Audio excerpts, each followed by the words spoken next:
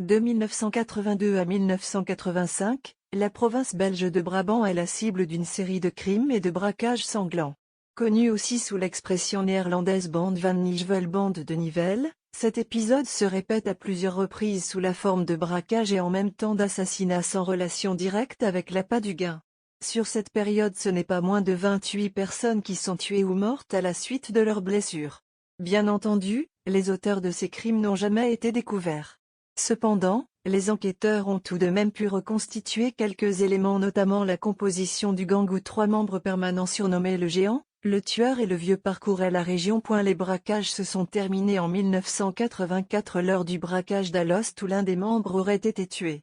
Selon des témoins, le soir même, ils auraient vu 2 hommes debout aux côtés d'un corps près d'une golf. Dès lors, on n'entendit plus parler de ce gang.